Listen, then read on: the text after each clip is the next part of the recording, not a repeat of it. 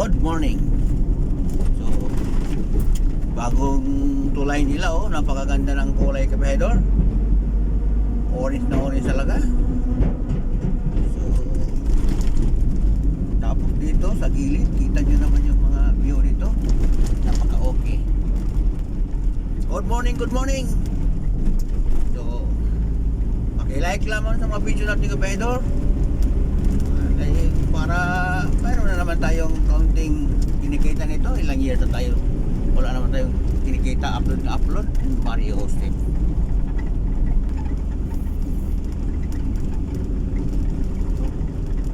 Nandito pa rin tayo sa Don Salvador Benedicto. So paakit na naman tayo. Kanina pa ba? Ngayon paakit na naman. Yan ang buhay natin.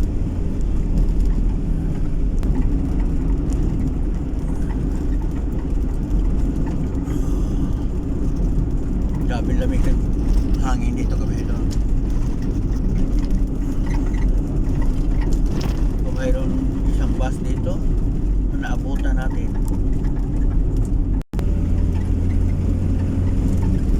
Balik tayo sa bus.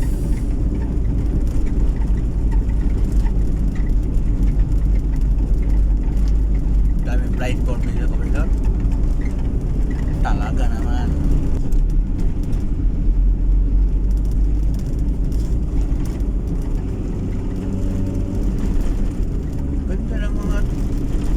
Tanim dito sa gilid, oh. O tanim mo, ano yan? Uniform talaga kasi.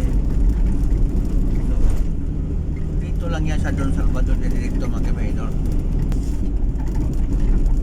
Ang lamig-lamig ng Don Salvador Benedicto, kabahedor.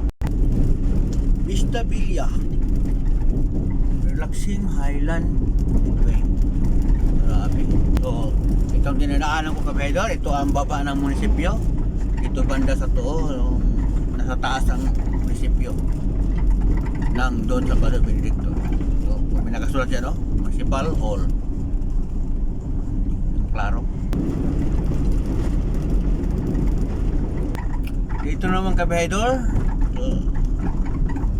So, tuwing weekend, daming mga rider dito, mga turista. Kasi dito may pasyalan itong mga kahoy na to. Daming, kung anong klase mga kahoy yan.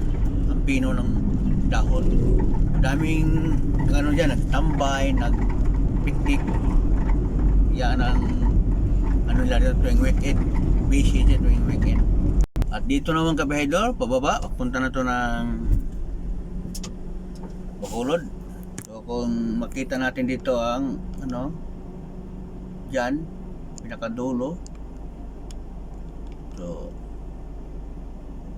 napakalayo pa talaga. Sobra oras pa itong tatakbuhin ko, mga kabahedor.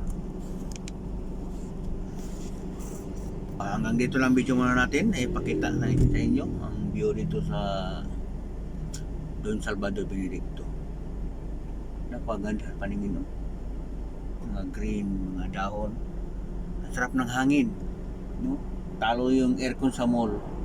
So kung gaano kalamig ang aircon ng mall, ng SM, mga basta mga mall, talo sa lamig dito. Nasa ano kasi tayo, nasa tuktok ng bundok. Kita nyo yan, oh. Diba, bundok, pababa. Hindi pinakadulo, pinakalayo. Bacolod. So dito tayo, literal nga sa bundok tayo, mga kabahedor. Thank you for watching.